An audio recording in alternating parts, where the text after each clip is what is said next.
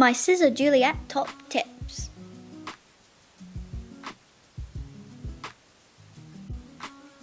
This test cut feature is going to be your best friend. You can test out your cut settings before you send your full design to cut. So you can play around with them here and then click that t-shirt to try them out. You can also save and rename all of your different cut settings within the machine itself.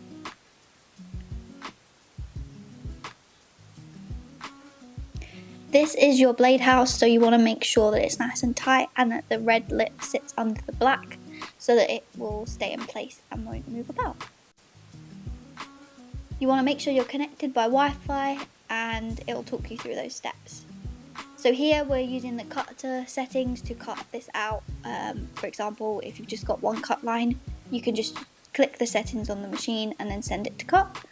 But if you're doing something like stickers like we have here, then you're going to want to use a full cut and a partial cut. So the full cut is the green option, which is what I use for the outer edge, and then the cut tool is what I use to cut the stickers out themselves. So I've got different settings for each so that they cut at different forces. So when you send your design to cut, you want to untick use cut settings, and then this is where you can play around with the settings for the full cut and the cutting tool within here, depending on your sticker paper. So you can play around with it on the machine and test it out, and then you can save the settings within the actual software as well. When you're lining up your cutting mat, you want to line it up with this line along here to get it nice and straight.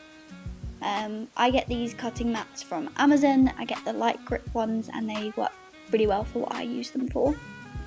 You can load your cutting mat either at the back with the lever, or which is what I was doing before, but I prefer now to just line it up with the line and then use the buttons on the machine to feed it in, which is very similar to what you would do with a silhouette or a Cricut machine. When you are loading for this machine, you need to load your design from the bottom because it cuts from the bottom up. So you want to line the point of the blade with this point here. The arrow on the bottom of the sheet will tell you which way up the sheet is meant to go.